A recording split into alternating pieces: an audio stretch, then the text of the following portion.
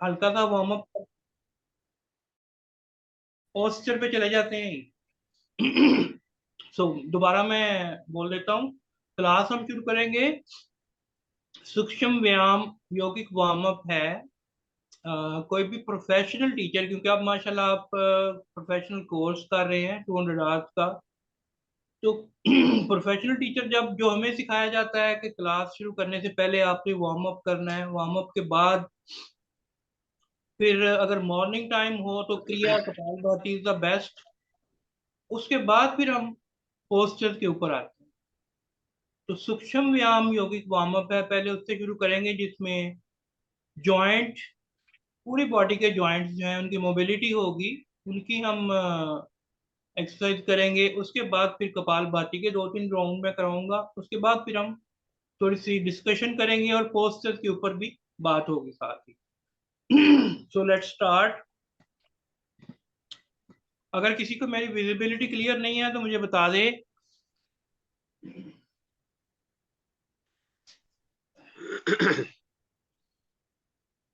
सीधे बैठ जाएं, टांगे सीधी कर लें, बैक स्ट्रेट। सबसे पहले हम पाँव की उंगलियों की बात करेंगे।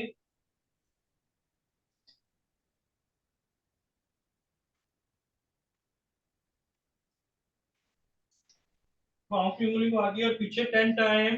1, 2, 3। घुटनों को नहीं हिलाना, पाँव की उंगलियों को हिलाना है सर। सर घुटनों को नहीं हिलाना।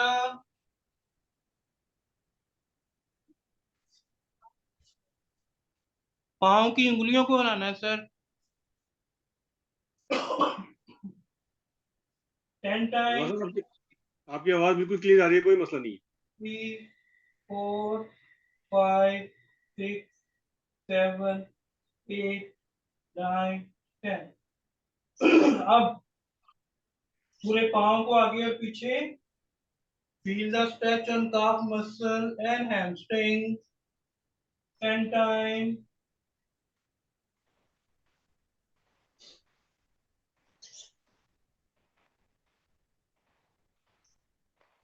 अब clockwise और anti-clockwise 10 times. घुमाएं, ankle movement, reverse.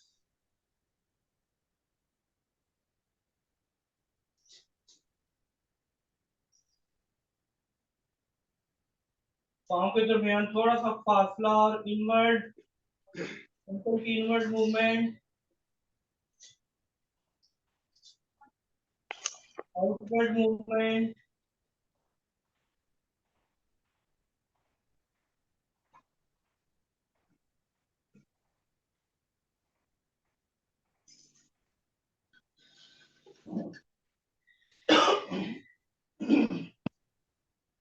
दोनों हाथों से थाई को पकड़ने और एंकल की, नी की movement.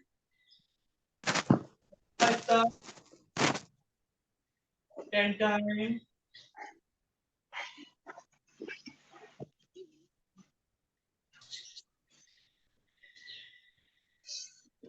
Change.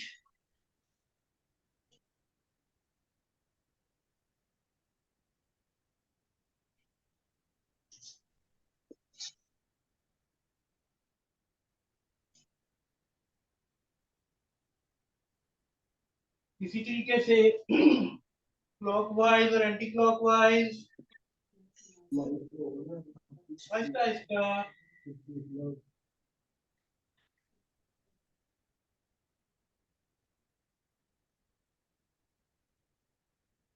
Change.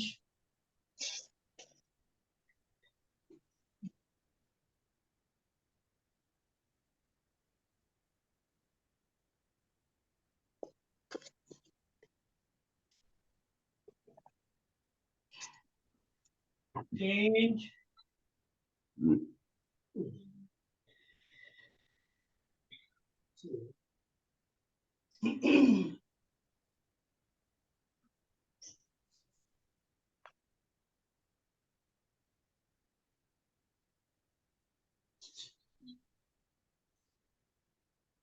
Relax.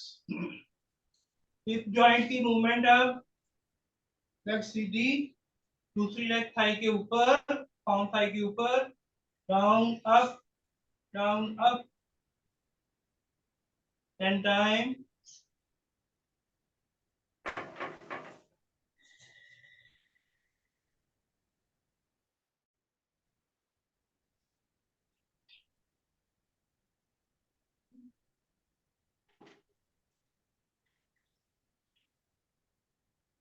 Change.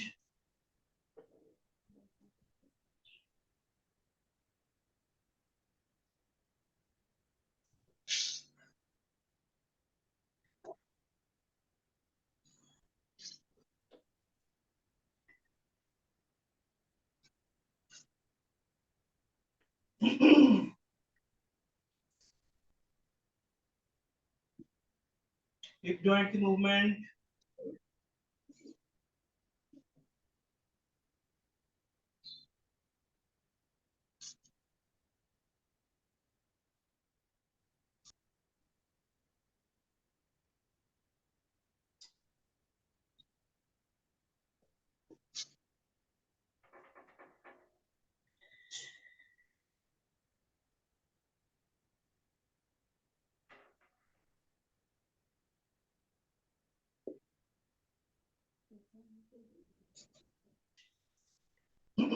Butterfly पे आ जाए।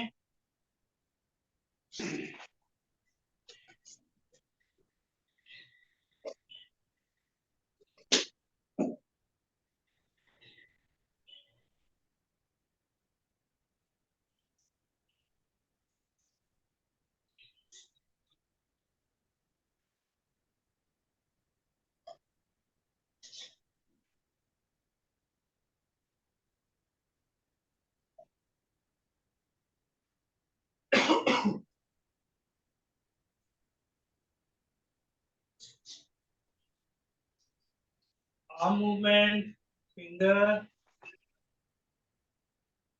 आर्म शोल्डर लेवल के बराबर लेकर आए, ऊपर नहीं, shoulder level.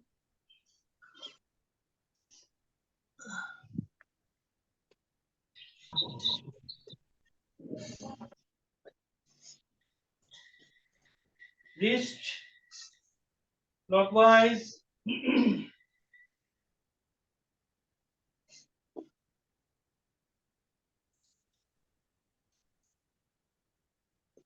Anti clockwise,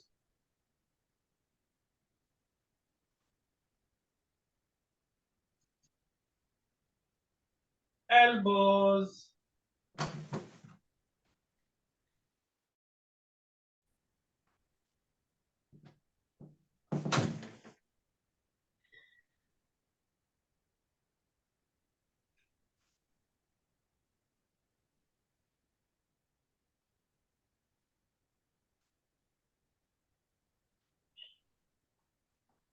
shoulder, shoulders,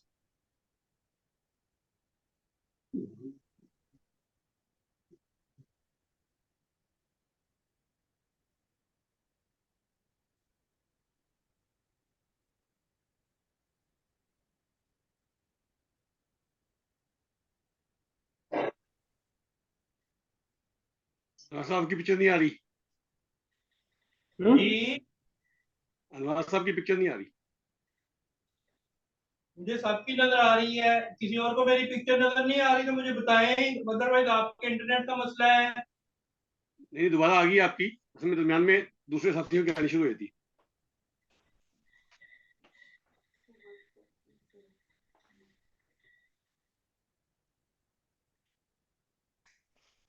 okay Nasir भाई वो सारे पार्टिसिपेंट्स को कवर कर रहा हूँ साथ साथ। Okay okay sir.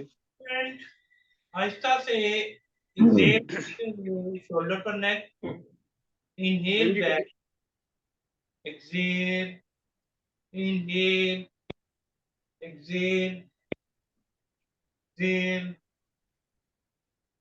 Excel, exhale, Excel.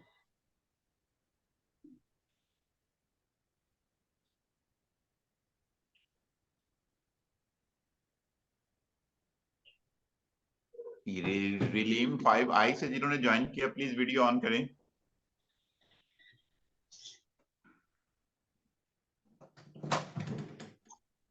इसी तरीके से अब एक्सेल करते हुए पूरी नेक घुमानी है। इनहेल बैक, एक्सेल,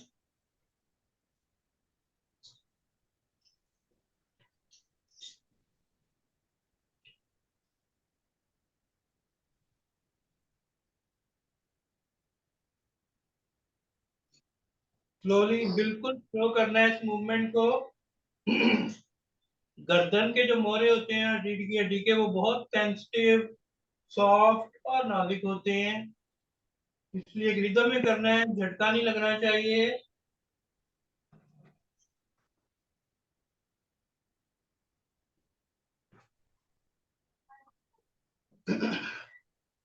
आप में से माशाल्लाह सारे फिट होंगे। गर्दन के मसाइल का किसी को प्रॉब्लम तो नहीं है? गर्दन में पेन हो रही हो, शोल्डर ये है, रीढ़ की हड्डी इधर, गर्दन के नहीं मोड़ों में सर, सर्वाइकल नहीं सर। स्पॉन्डिलाइटिस है किसी को?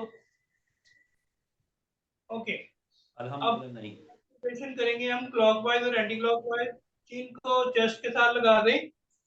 Inhale up, exhale down, inhale up, exhale down, inhale up, exhale down.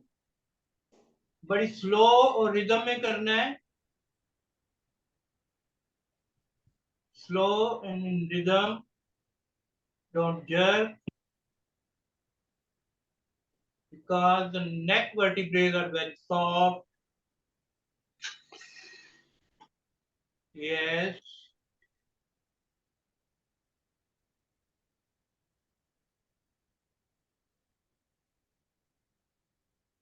Shabir sahab पूरी नेक घुमाएं आप, एक साइड से सिर्फ घुमा के ऊपर लेकर आ रहे हैं।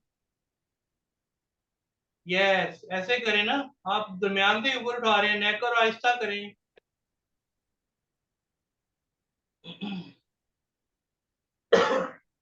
ओके, चेंज दूसरी तरफ से।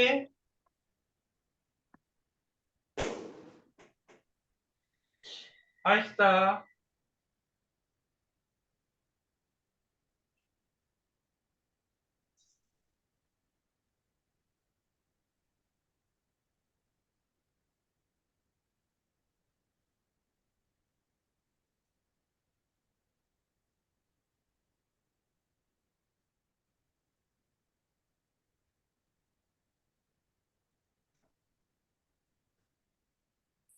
रिलैक्स। अच्छा, इसका दोबारा एक दफा देख लें, पूरी नेक रोटेशन और हाफ नेक रोटेशन में फर्क क्या है। चिन को आपने चेस्ट के साथ लगाना है और बिल्कुल पीछे नेक को जाना चाहिए। यहाँ पे नहीं, यहाँ से उठा ली ऊपर, आपने पूरा इसका सर्कल घुमाना है, बिल्कुल पीछे नेक फेंक दी और साथ साथ मूव जारी रखी।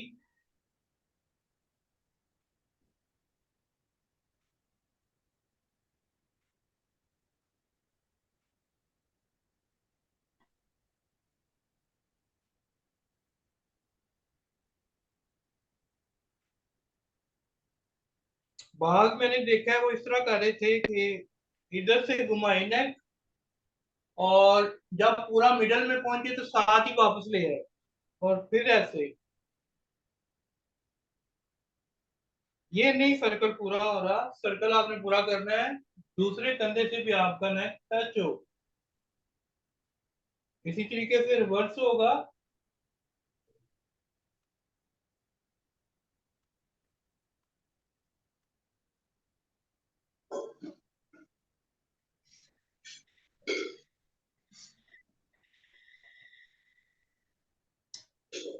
पूरी नेक की सर्कल कोशिश करें आप, घुमाएं, हाफ से ऊपर ना लेके जाएं दोबारा।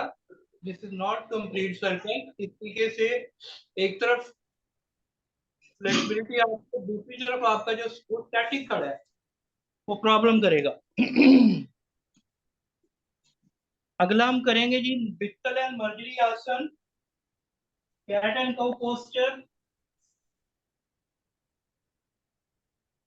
आप सभी जानते होंगे, करते होंगे। कैट एंड काउ में अलाइनमेंट, बॉडी की अलाइनमेंट जो है तो सबसे इम्पोर्टेंट है कि आपके जो हाथ है और आपका शोल्डर एक लाइन में आनी चाहिए। इसी तरीके से आपकी हिप्स और आपकी नीज जो है एक लाइन में होनी चाहिए।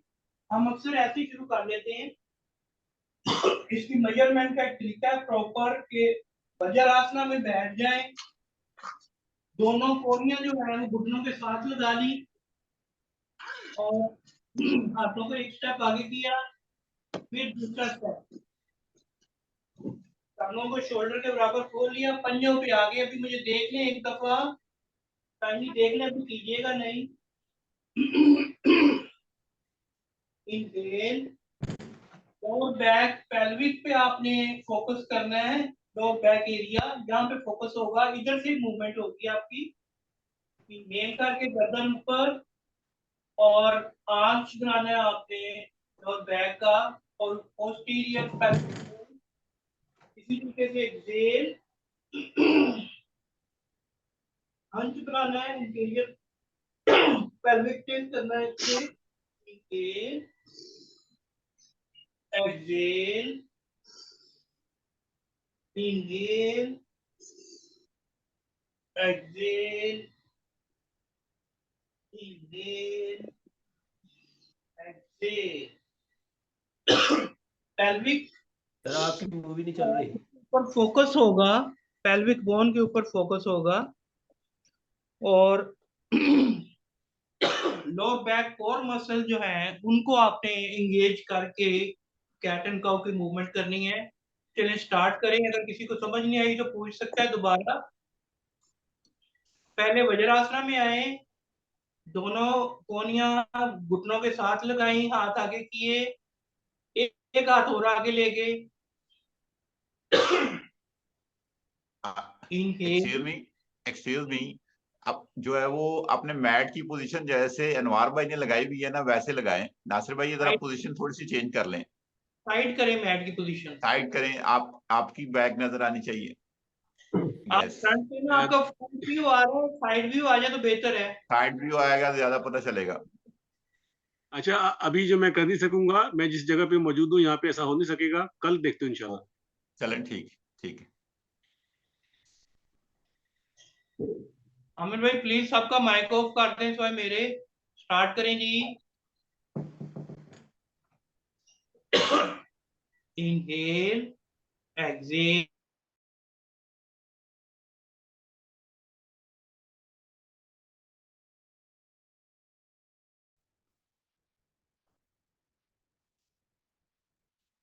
शर्ट सब आप नहीं कर रहे। इनहेल,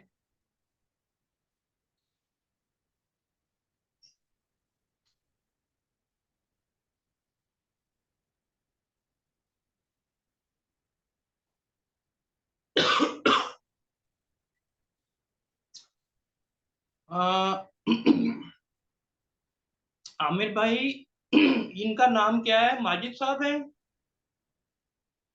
ठीक है, जूम यूजर लिखा हुआ आ रहा है।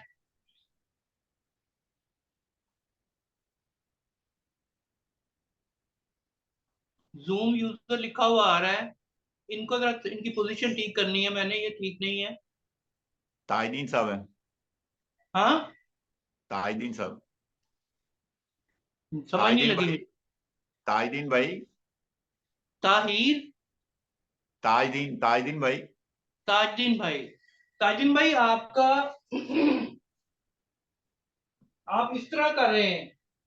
आपके मैंने बोला है कि आपके जो घुटने हैं और जो हिप है वो एक लाइन में आनी चाहिए, same line. Start, carry on, शाबाश।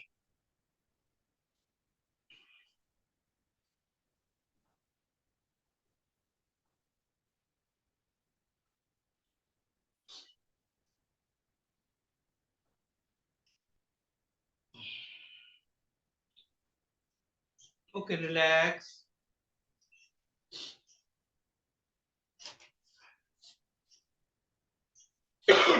कपालभाति सारे करते हैं।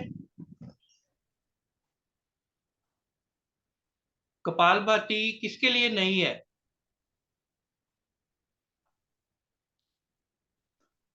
माइक ऑन करके तो काइंडली बताएं, कपालभाति किसके लिए नहीं है?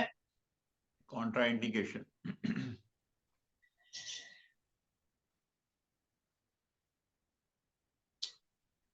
प्लीज लेट मी नहीं, नो। हमारे लिए अल्हम्दुलिल्लाह हमारे लिए नहीं है। ओके। माजिद साहब, आप कर रहे हैं कपालभाति के नहीं?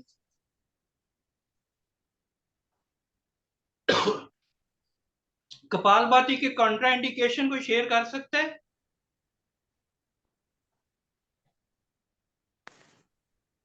सर कपालभाति जो है ये अगर पेट में किसी किस्म का प्रॉब्लम है तो कपालभाति नहीं करेंगे। इसके अलावा अगर मेडिक गले अगर गले में कोई प्रॉब्लम है तो फिर भी नहीं हम करेंगे। इसके अलावा फाइन का इश्यू जिनका है वो नहीं करेंगे। ओके। फाइन कपाल का इश्यू जिनको है वो भी नहीं करेंगे। प्लस उसके अलावा जिनको हर्निया का इश्यू है वो भी नहीं करेंगे। ओके। प्लस उसके अलावा आप सब जिन औरतों को पीरियड्स का इश्यू है वो भी नहीं करेंगे। जवाब ठीक है। कपालभाति बहुत सेंसिटिव क्रिया है। इट इज ए क्रिया, नॉट अ प्राणायाम। कपालभाति बहुत सेंसिटिव क्रिया है, खास तौर पे हाई ब्लड प्रेशर वाले, हार्ट पेशेंट, इनके लिए बैन है। बैन से मुराद ये है कि अकेले ये नहीं कर सकते, अगर करना है इन्होंने तो किसी माहिर की जेर निगरानी करेंगे। और जो स्ट्रोक लगाने का टाइम है वो भी 2 सेकंड में एक होगा। स्लो करेंगे, तो तेज नहीं करेंगे। अगर कपालभाति करते हुए आपको सर में डिजीनेस फील हो रही है, चक्कर आ रहे हैं, भारीपन का एहसास हो रहा है, तो उसी वक्त आप लोगों ने इसको छोड़ देना है, उस वक्त नहीं करना। ठीक है। अच्छा, मैं अब शुरू से शुरू करूंगा इसको।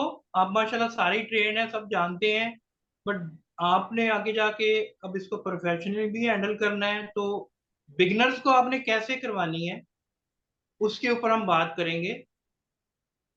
सिंगल नोस्ट्रल पहले करेंगे दोनों तरफ से, फिर बोथ नोस्ट्रल से हम कपालभाति करेंगे। ओके। एक नजर देख लें। सर राइट ये साइड। बताइएगा, एक्सक्यूज मी सर, ये बताइएगा कि अभी जो आपने इसकी कॉन्ट्राडिक्शंस बताई हैं उनके अंदर ब्लड प्रेशर है और हार्ट पेशेंट है, और जो बाकी ये गले शले का मसले और ये भी शामिल है या नहीं? देखें, गले के मसले भी शामिल हैं, बट ये साइड पे इतने ज्यादा खतरनाक नहीं है जितना ब्लड प्रेशर है और हार्ट का मसला है। अच्छा कपालभाति की जो स्ट्रोक है उनमें अगर स्पीड से किया जाए तो आपकी हार्ट बीट भी डिस्टर्ब हो सकती है, ब्लड ठीक है। प्रेशर हाई हो सकता है रन टाइम पे ही, रन टाइम पे बैठे बैठे ही। और जो हार्ट पेशेंट होगा जिसको सपोज अगर स्टंट पड़े हुए हैं और फिर भी वो कर रहा है, तो वो बहुत डेंजर पे है, उसको नहीं करनी चाहिए। ठीक है। जो बाकी साथियों ने बाकी बातें बताई वो भी हैं, बट जो हमारा फोकस होगा जो मेन कॉन्ट्राइंडिकेशंस हैं उनके ऊपर हम डिस्कस करें। ठीक है। चलो, पहले मैं आपको करके दिखा देता हूँ, उसके बाद आप लोग कीजिएगा इसको और मैं देखूंगा।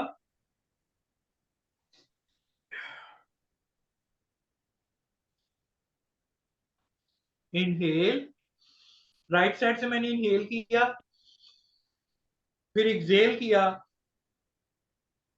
फिर इनहेल किया। अब मैं स्ट्रोक लगाने शुरू करूंगा।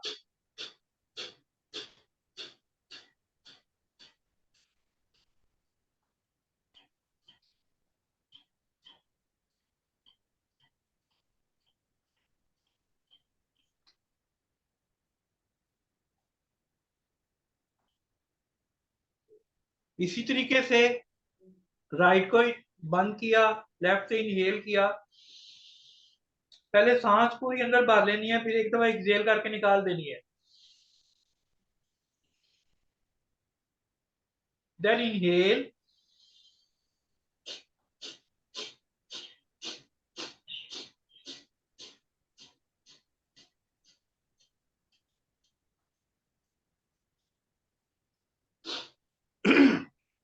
50 टाइम आप करेंगे। आप पहले राइट साइड से, फिर लेफ्ट साइड से। शाबाश, बैक स्ट्रेट, नेक स्ट्रेट। अनवर भाई, जी। पहले जो है नासिका मुद्रा बनाने का तरीका बताएं। कोई भी नासिका मुद्रा नहीं बना रहा, ठीक है, और राइट हैंड से करवाएं। राइट हैंड से जो है ना सबको आमिर भाई, कपालभाति के। भाई आप प्लीज वॉच करें। आज डे फर्स्ट है, मुझे करवाने दें। मैं आहिस्ता आहिस्ता सब कुछ बता दूंगा, आप बेफिक्र हो जाए। Okay okay. मुद्रा बनाना पहले, वो एक जो स्ट्रोक लगाने का तरीका है वो समझ आ जाए, मुद्रा तो बाद में भी बन सकती है। प्लीज स्टार्ट बैक स्ट्रेट, कमर सीधी होनी चाहिए। राइट हैंड राइट यूज करें आप। इनहेल किया, एक्सहेल किया, फिर दोबारा इनहेल एंड देन जर्क लगाने। स्ट्रोक, पेट को प्रेशर के साथ अंदर की तरफ प्रेस किया, नाक के थ्रू सांस बाहर बाहर आएगी। दोबारा इस तरीके से किया। इन्हेलेशन नेचुरली होगी, एक्सहेलेशन फोर्सफुली होगी।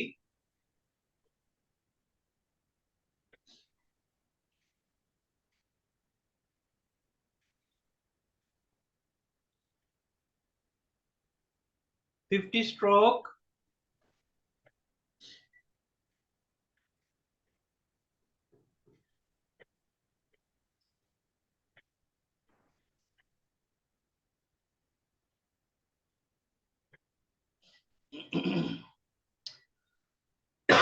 चेंज लेफ्ट साइड से।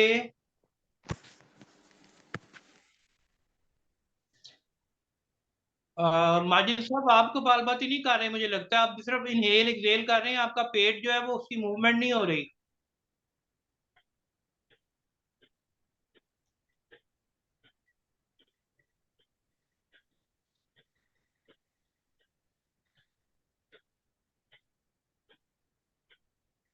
ये ब्लू टी शर्ट जिन्होंने पहनी हुई सैमसंग पे जो हैं, वो कपालभाति नहीं कर रहे, वो सिर्फ इनहेल और एक्सहेल कर रहे हैं। आप देखें,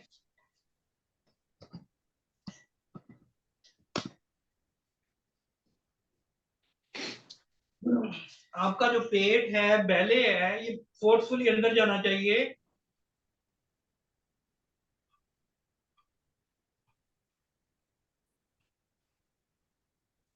सर ये स्लो करना चाहिए।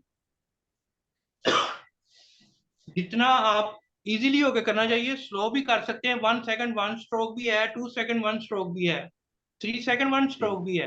ये डिपेंड है कि आपका जो करने वाला है, ये आप है, आपको कौन सा सूट कर रहा है। तेज भी कर सकते हैं, स्लो भी कर सकते हैं, जरूरी नहीं है ये, बट डिपेंड है। यस। अगर पेशेंट है तो उसको किस तरीके से करवाना है। अगर नॉर्मल बंदा है तो उसको, बिगनर को डेफिनेटली स्लो होगा। हमें आदत पड़ चुकी है तेज करने की, तो नेचुरली मसल आती है वो तेज ही होती है। राइट। ओके, अब दोनों साइड से हम करेंगे। Both nostril, back straight.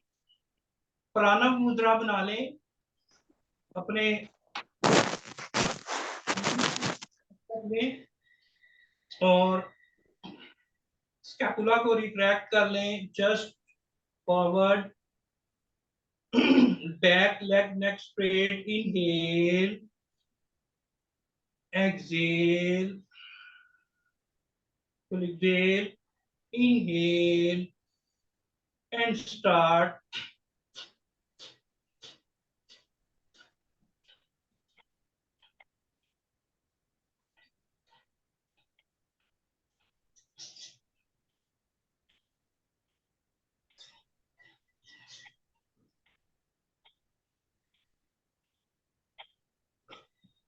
Start करें।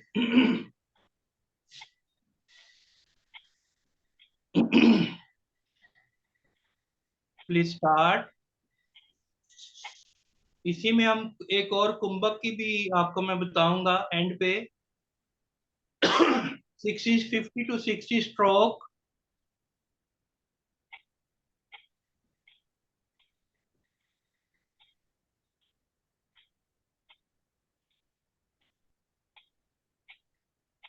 यस, वेरी गुड जहांगीर साहब।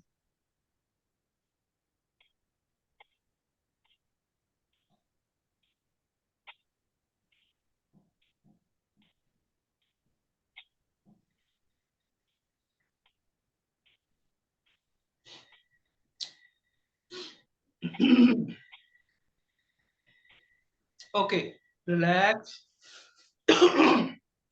अच्छा, कपालभाति जब हम करते हैं, इसकी प्रैक्टिस अभ्यास इसका करते हैं, तो एक टाइम जब आप इसको खत्म करते हैं, एक वक्त ऐसा भी आता है आखिर पे, जब बॉडी को ऑक्सीजन बॉडी के अंदर सफिशिएंट होती है और उसको जरूरत नहीं होती सांस लेने की, ऑक्सीजन इनहेल करने की, ना ही एक्सेल करने की। वो अभी आपने शायद फील किया हो बट ऑब्जर्व ना कर सके हो। ये देखिए, मैं करके आपको बताता हूँ।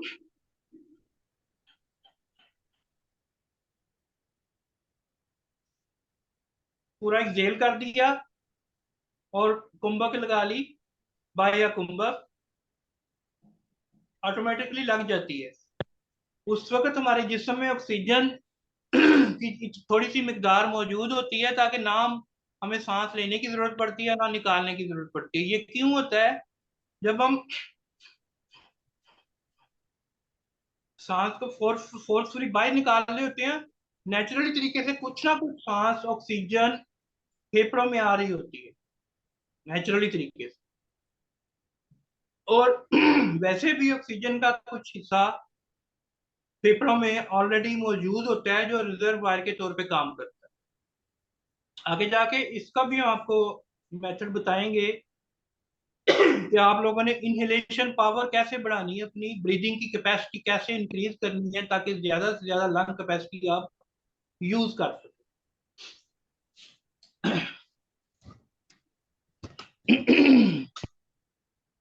अब हम बात करेंगे योगा पोस्चर्स के ऊपर, कि योगा पोस्चर्स करते हुए या करवाते हुए किन किन बातों का ख्याल रखना जरूरी है।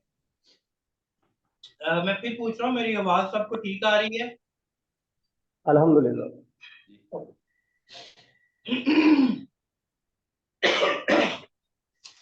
माजरत है, सर्दी बहुत ज्यादा है। 5 गुण होते हैं योग सीटेड योगा पोस्चर के, 5 मेन बेसिक चीजें, बेसिक बातें जिनका ख्याल रखना जरूरी है और क्यों जरूरी है। अब उसके ऊपर हम बात करेंगे। सीटेड पोस्चर की अभी मैं बात कर रहा हूँ, स्टैंडिंग की बात नहीं कर रहा। नोट्स आपको मिल जाएगा पर फिर भी आप लिखना चाहें तो लिख सकते हैं। अब सीटेड पोस्चर में, क्योंकि योगा पोस्चर का बेसिक पर्पस बॉडी को मेडिटेशन के लिए तैयार करना होता है। बाकी जो हेल्थ के बेनिफिट है वो एक स्पोर्टिव है। योगा पोस्चर का बेसिक मकसद बॉडी को to ready your body for meditation, for samadhi, for muraqaba. उसके लिए आपका पोस्चरल करेक्शन होनी, उसकी अलाइनमेंट ठीक होनी बॉडी की, खास तौर पे स्पाइन की, बहुत जरूरी। उसके बाद आपकी ब्रेथ अवेयरनेस, प्राणिक एनर्जी की एक्टिवेशन होल बॉडी, ईडा एंड पिघला नाड़ी में, बहुत जरूरी। ये 2-3 चीजें होती हैं जिनका ख्याल रखना पड़ता है। अब देखें, हम लोग नॉर्मली सीटेड पोस्चर में हाफ लोटस में बैठ जाते हैं। मैं एग्जांपल दे रहा हूँ। हाफ लोटस में भी बैठ गए तो आपके जो डायाफ्राम है, आपका एब्डोमिनल है, इसके ऊपर प्रेशर आ रहा होता है। ये पूरा ओपन नहीं होता, कंप्रेस है, डायाफ्राम ऊपर की तरफ है। जब ये ऊपर की तरफ होगा तो आपको लंग्स कैपेसिटी जो है वो कम हो जाएगी, ब्रेथ कैपेसिटी कम हो जाएगी, inhalation and exhalation as well. इसी तरीके से जब हम फुल लोटस में भी बैठेंगे, उसमें भी इस पोजीशन में जब आएंगे तो आपका डायाफ्राम कंप्रेस होकर ऊपर की तरफ होगा, ऑलरेडी लंग्स कैपेसिटी आपकी कम हुई होगी। तो सबसे बेस्ट जो पोस्चर माना जाता है सिटिंग में, प्राणायाम करने में, मेडिटेशन करने में, सुखासना यानी कि सुखासना में आपने बैठ जाना है। इसका जो करने का तरीका है, आपने पूरा अपने आप को स्ट्रेट बिठाना है, टेल बोन के ऊपर फोकस होगा आपका, पेरिनियम के ऊपर। एक्सक्यूज मी सर, जी जी। सर कैमरा को थोड़ा सा रीसेट करें।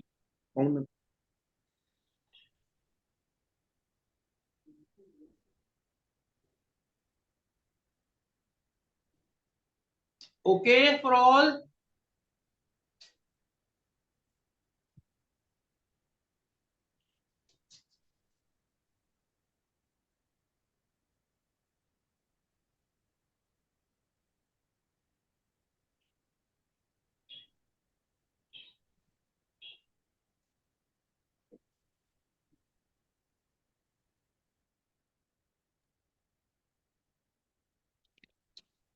जी ठीक है। अब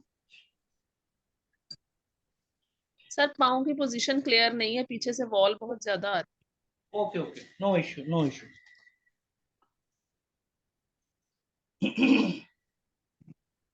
ओके नाउ। ठीक है। ओके। सुखासना में जो सबसे बेहतर माना जाता है मुराकबे के लिए, प्राणायाम प्रैक्टिस करने के लिए, सुखासना है। उसमें आपका जो फोकस होगा वो टेल बोन के ऊपर आपने बिल्कुल सीधा बैठना है ताकि आपकी बैक स्ट्रेट रह सके। दूसरा, आपके पाँव की एड़ी, जो फ्रंट फुट होगा उसकी एड़ी और बैक की एड़ी आपस में एक ही लाइन में होंगी। तीसरा, उसमें जो आपने करना है, अपनी जो चेस्ट की बोन है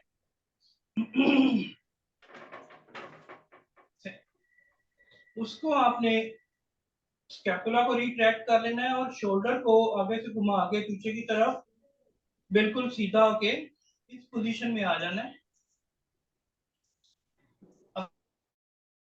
इस पोजीशन में आपकी नेक, आपकी स्पाइन, हिप्स इन वन लाइन होंगी। और सबसे जो ज्यादा इसका फायदा है, जो डायफ्राम का लोअर एरिया आपका अब्डोमिनल का, उसके ऊपर प्रेशर कम से कम है। जब नीज को आप मजीद डाउन कर देंगे तो आपका पेट मजीद ओपन हो जाएगा। जो डायफ्राम प्रेशर की वजह से ऊपर की तरफ गया हुआ था वो मजीद नीचे आ जाएगा और आपकी ब्रीदिंग कैपेसिटी बढ़ जाएगी। इनहेलेशन एंड एक्सहेलेशन, उसमें आप प्राणायाम की प्रैक्टिस कर रहे हैं, क्रिया कर रहे हैं, तो आप लंग्स की ज्यादा से ज्यादा कैपेसिटी को यूज कर सके। जब आप लोटस पोज में बैठते हैं, हाफ लोटस में बैठते हैं या वज्रासन में बैठते हैं, तो पेट का जो डायफ्राम का लोअर वाला पार्ट होता है वो ऊपर की तरफ चले जाता है, जिस वजह से लंग्स की जो कैपेसिटी है वो कम हो जाती है। तो 5 गुन्स ऑफ जो पोस्चर हैं, में पहला है वाइड नी पोजीशन वाइल सिटिंग, घुटनों की फैला के बैठना। दूसरा है sit on the tip of the perineum, tail bone की बिल्कुल उसके ऊपर फोकस करके बैठना। इसके लिए अगर आपके पास ब्रिक्स हैं तो मैं आपको ज्यादा बेहतर तरीके से बता सकूंगा कि टेल बोन के ऊपर आप जब फोकस करेंगे वो किस पोजीशन में आप होंगे।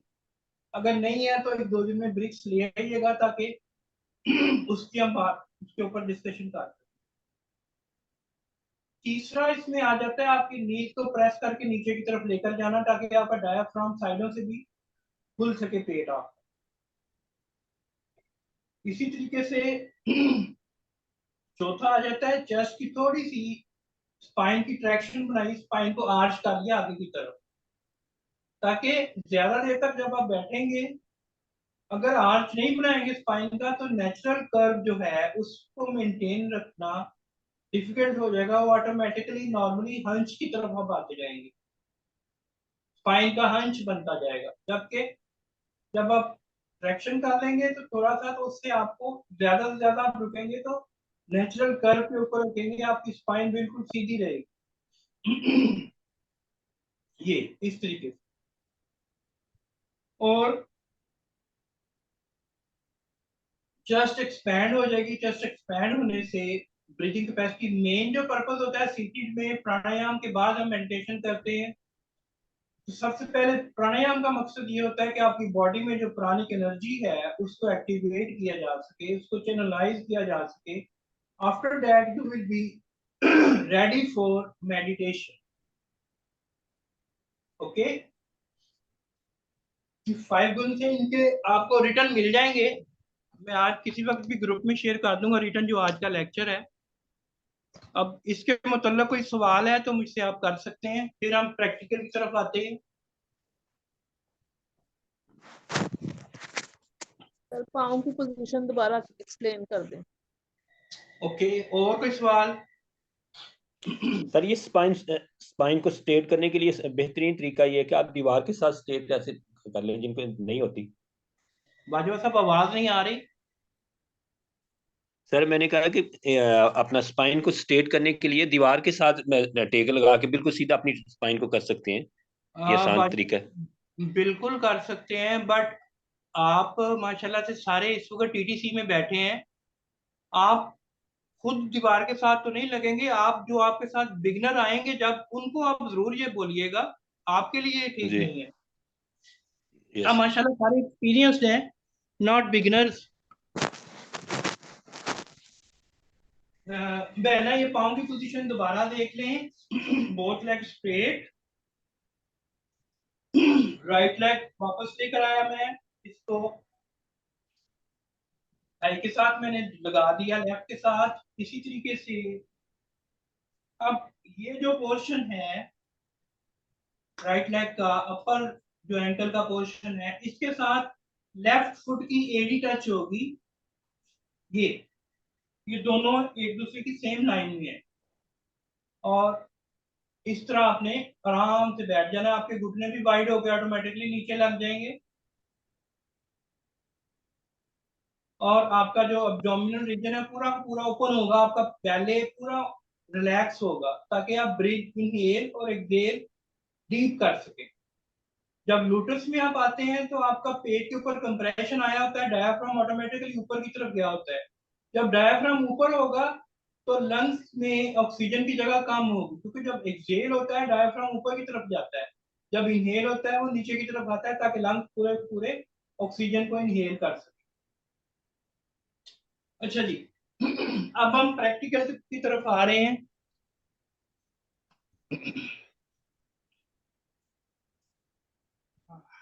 स्टैंडिंग पोस्चर आज मैंने अभी पहला एक ही पोस्चर करवाऊंगा आज इंशाल्लाह, फिर उसके बाद रूटीन में हम आएंगे, 2-3 पोस्टर डेली के किया करेंगे इंशाल्लाह, और प्रैक्टिस भी करेंगे।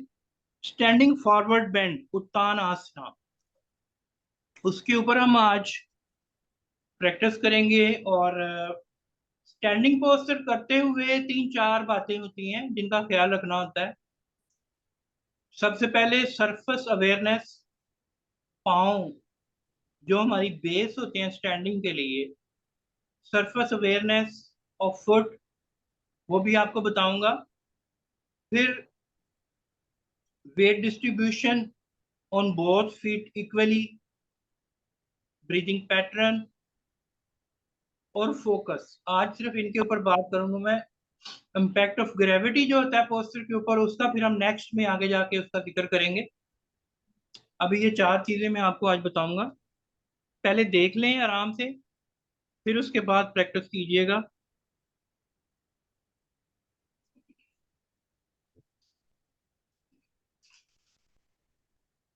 हाफ हाफ फॉरवर्ड बैंड की तरफ आज पहले आऊंगा, उसके बाद फुल की तरफ जाएंगे हम।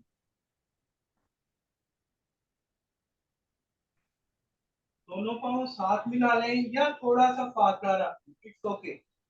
जरूरी नहीं कि आपने बिल्कुल इकट्ठे कर लेने हैं। स्टार्ट पे आप दोनों पाँव का फासला भी रख सकते हैं। मैं आपको सारा नजर आ रहा हूँ क्लियर, पूरा खड़ा हुआ? चेहरा नजर नहीं आ रहा जी, चेहरा नजर नहीं आ रहा। चेहरा नजर नहीं आ रहा, बता दिया करें ना। मैंने कमरे की सेटिंग थोड़ी सी बदली है, उस वजह से मुझे भी आइडिया नहीं हो रहा। अब ठीक है? Okay okay sir, okay.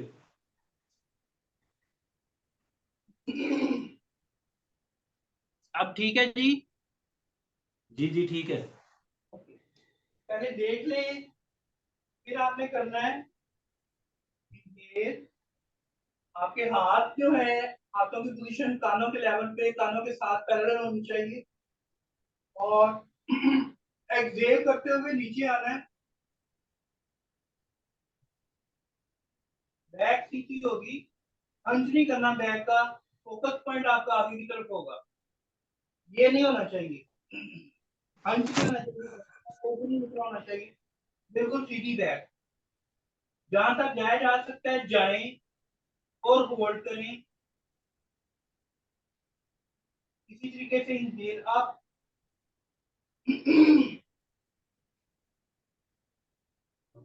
ये पहला था स्टेप, जिसमें आपकी जो बैक है वो सीधी स्ट्रेट रहेगी, हंच नहीं उसमें निकलेगा, उब नहीं निकलेगा उसमें, दूसरे लफ्जों में। जब ये होगा तो आपके जो हैमस्ट्रिंग मसल्स हैं और काफ मसल्स हैं उनके ऊपर स्ट्रेच अच्छी आएगी। दोबारा देख लें, पाँव बेशक थोड़ा सा खोल लें, इंहेल एक्सहेल। जहां तक आपका नेचुरल कर्व स्पाइन का बरकरार रह सकता है, अब वहां तक नीचे जा सकते हैं और होल्ड करना है आपने। अब यहाँ पे वेट जो है बॉडी का, उसको ऑब्जर्व करना है कि जब हील के ऊपर वेट होगा तो स्ट्रेच ज्यादा किधर महसूस हो रही है, काफ में या हैमस्ट्रिंग में, और जब वेट आगे लेकर जाएंगे हम, टोज के ऊपर आ जाएगा, पाँव की फिंगर के ऊपर, तो फिर स्ट्रेच किधर ज्यादा फील हो रही है उसको आपने देखना है। इसको कहते हैं कि आपके पाँव की पोजीशन किधर किधर आप वेट डिस्ट्रीब्यूट कर रहे हैं, और उस तरीके से आपको फील होगा कि स्ट्रेच जो है किस तरफ ज्यादा आ रही है, और उसके बाद फिर आप इस काबिल होंगे कि आप पूरे वेट को इक्वली दोनों पाँव पर डिस्ट्रीब्यूट कर सके। ओके, तो देख लें, इनहेल एक्सहेल, आप भी जाके खड़े हो गए। अब इस वक्त मेरा जो वेट है इक्वली डिस्ट्रीब्यूटेड है। अब मैं अपने वेट को फिंगर की तरफ शिफ्ट कर रहा हूँ, और मुझे फील हो रहा है कि मेरा स्ट्रेच ज्यादा किधर फील हो रही है, वो आपसे मैं पूछूंगा, उसके बाद फिर बताऊंगा। और अब मैं पीछे की तरफ जा रहा हूँ तो मुझे पता लग रहा है कि मेरी स्ट्रेच इन मसल के ऊपर ज्यादा मुझे महसूस हो रही है। इस सर्वस अवेयरनेस। और अब मैं दोनों पाँव के ऊपर इक्वली वेट डिस्ट्रीब्यूट कर रहा हूँ। अब दोनों हैमस्ट्रिंग और काफ के ऊपर स्ट्रेच इक्वल फील हो रही है। चलिए अब आप करें, शाबाश, खड़े हो जाए।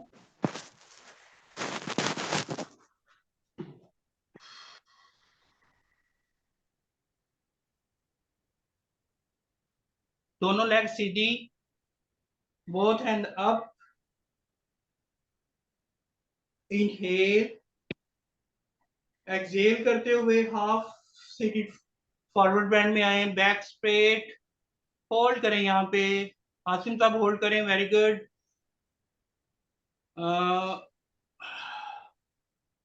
बाजवा साहब, आसिम साहब, अब आप थोड़ा सा, अब दोनों अपने वेट को सारे उंगलियों पे लेकर शिफ्ट करें, पाँव की उंगलियों पे, गुड गुड। अब जरा फील करें आपको काफ पे आ रही है स्ट्रेच या हैमस्ट्रिंग पे आ रही है। इसी तरीके से आप वापस लेकर जाएं, हील्स के ऊपर आए, हील्स पर लेकर जाएं वेट को, आप फील करें आपको कहां पे स्ट्रेच ज्यादा आ रही है। यस, वेरी गुड आसिम साहब, बहुत अच्छी एनालिसिस आपकी। अब इक्वली डिस्ट्रीब्यूट कर लें। यस, इस वक्त आपका पूरा वेट बॉडी का इक्वली डिस्ट्रीब्यूटेड है ऑन बोथ फिट, फुट पाँव के ऊपर, और जो स्ट्रेच है हैमस्ट्रिंग और काफ के ऊपर पूरी इक्वली आ रही है। रिलैक्स करें, माइक आसम साहब अनम्यूट करके फिर बात करें, आपका माइक म्यूट है।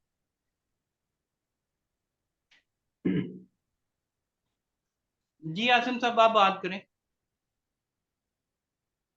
अरे यार, अब जब आपने अपनी हिप को बाहर की तरफ निकाला है तो आपका हैमस्ट्रिंग के ऊपर प्रेशर ज्यादा है यहाँ पे, और जैसे हम थोड़ा सा आगे आए हैं तो आपके काफ मसल्स के ऊपर प्रेशर आया और जी प्लस बिल्कुल, वीडियो के ऊपर प्रेशर। इस और बात जब हम को सेंटर पे आए हैं तो आपका जो वेट जो है वो इक्वली डिस्ट्रीब्यूट हो गया।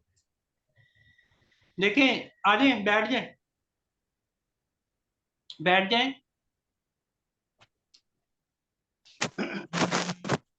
वेट को जब आपने देखा, बैलेंस को, बॉडी वेट को आपने पैर की उंगलियों के ऊपर शिफ्ट किया, तो आपका जो स्ट्रेच थी वो काफ के ऊपर बढ़ गई। इसी तरीके से जब आप बैक लेकर गए, हील्स के ऊपर लेकर गए, तो हैमस्ट्रिंग के ऊपर स्ट्रेच आ गई। इससे दो बातें क्लियर हो गई। एक तो आपको ये में पता लग गया कि आपका वेट जो है वो इक्वली डिस्ट्रीब्यूट नहीं है ऑन बोथ फीट, और ये भी पता लग ऑब्जर्व हो गया कि आपकी काफ के ऊपर स्ट्रेच ज्यादा आ रही है इस पोजीशन में जाने से, और इस पोजीशन में जाने से हैमस्ट्रिंग के ऊपर स्ट्रेच ज्यादा आ रही है। जब आप बिल्कुल मीडियम में पहुंच जाएंगे, एक तो वेट डिस्ट्रीब्यूट पूरे वेट का, बॉडी का, दोनों पाँव के ऊपर इक्वल हो जाएगा, और स्ट्रेच भी दोनों मसल में इक्वल ही आएगी। इसमें जब हम अब फॉरवर्ड वेट बेंड में डिस्ट्रीब्यूशन जाएंगे, होना जो है वो इतना इंपॉर्टेंट है कि आपकी जो जॉइंट पेन होती है आपके एंकल में, आपके नीज में, अगर वेट डिस्ट्रीब्यूट इक्वली है दोनों पाँव के ऊपर, तो उसके चांसेस बहुत कम हो जाते हैं, बहुत कम चांसेस जॉइंट पेन के रह जाते हैं। हाँ, आपका वेट, बॉडी का वेट ऑलरेडी बहुत ज्यादा ना हो, नॉर्मल वेट में अगर बंदा सिर्फ वेट डिस्ट्रीब्यूट कर लेना अपनी बॉडी का, जिसका 50-60 kg वेट है, सिर्फ दोनों पाँव पे खड़ा होने का, अपने आप को बैलेंस में ले आए, तो उसको जॉइंट पेन तो बहुत कम चांसेस हो जाते हैं उसको जॉइंट पेन। ये मकसद ये था। अब इसको हम पूरे तौर पे करते हैं, स्टैंडिंग फॉरवर्ड बेंड को।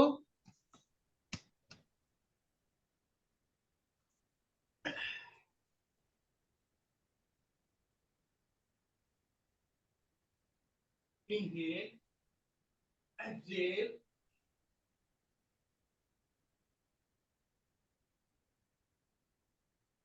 जहां तक आपका नेचुरल कर्व बरकरार है वहां तक रखना है आपने।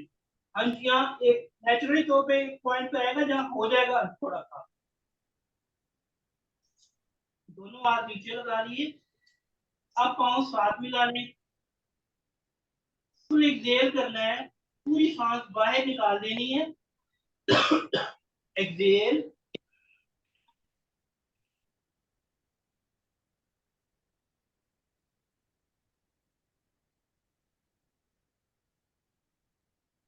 एक तो ये तरीका है। दूसरा, आप टखनों को पकड़ सकते हैं सपोर्ट के लिए। एक्सहेल,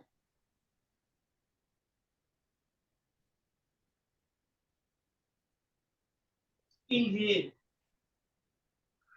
ये दोबारा से बताइएगा क्योंकि अब थोड़ा सा ना वो दरमियान में से जी जी, हैंग हो गया था। मैंने कहा हैंग हो गया था, दोबारा से जरा बता दीजिएगा। Okay okay, no issue, no issue.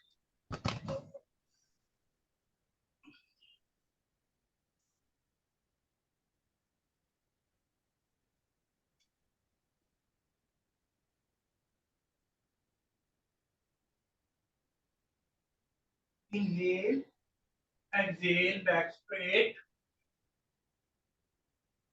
जहां तक बैक सीधी रह सकती है लेकर जाएं।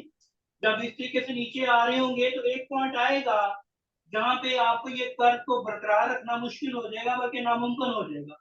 वो हर एक के साथ नेचुरल होता है। हाथ नीचे ले गए, पाँव को साथ मिला लिया। जब पूरा करना है तो आपने पाँव को साथ मिला लेना है। सांस खारिज की पूरी, एक्सहेल,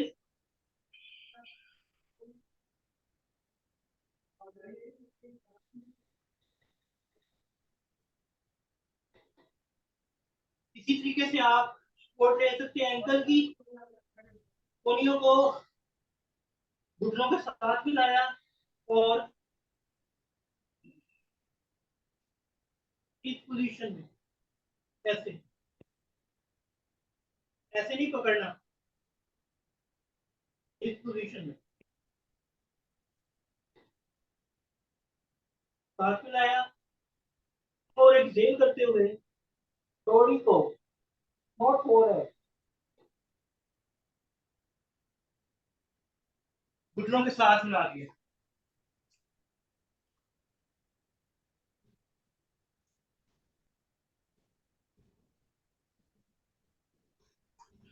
सॉरी, मैंने हीटर लगाया हुआ था, मैंने वो बंद किया, काफी ज्यादा गर्मी हो गई थी। चलिए आप सारी एक एक दफा प्रैक्टिस कर लें इसकी, दोबारा इसको इंशाल्लाह हम कंटिन्यू रखेंगे। अभी इसमें थोड़ा सा काम होने वाला है। सीधा खड़े हो जाएं, exhale down, yes yes yes, दोनों हाथ नीचे। अगर नीज थोड़ी सी बेंड भी हो जाती हैं तो होने दें, स्टार्ट में कोई मसला नहीं है। वेरी गुड आसिम साहब, माशाल्लाह, ग्रेट आसिम साहब, पूरी एक्सहेल करके। जी बाजवा साहब,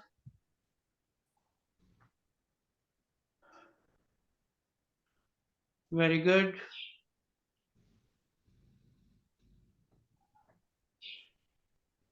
ओके, रिलैक्स रिलैक्स।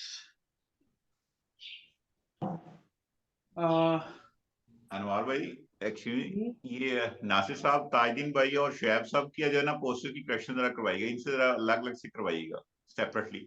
जी मैं देख रहा हूँ आमिर भाई, मुझे दरअसल ना यूजर के ऊपर नाम नहीं लिखे हुए आ रहे ना, दैट्स वाई मेरे लिए थोड़ी सी प्रॉब्लम आ रही है। अभी एक दो दिन में नामों से मैं जान जाऊंगा। ओके, शोएब साहब आप सीधा हो जाएं, पहले आप सारे बैठ जाएं। आसिम साहब आप भी ओके, शबीर साहब आप भी ओके। शोएब साहब हाथ दोनों ऊपर, एक्सहेल करके हाथ ऊपर ले गए, इनहेल बैक। आपने हाफ पे जाना, अभी फुल पे नहीं जाना आपने। आपकी बैक को सीधी रखें, गर्दन आगे की तरफ करें फोकस, ताकि आपका आगे की तरफ हो। और बैक, जब गर्दन नीचे की तरफ आप फोकस रखेंगे तो आपकी जो स्पाइन है वो हंच में आ जाएगी। जब फोकस आप फ्रंट की तरफ रखेंगे तो स्पाइन सीधी रहेगी आपकी। थोड़ा सा और नीचे जाएं, और नीचे जाएं, जाएं जाएं, शाबाश, कुछ नहीं होता।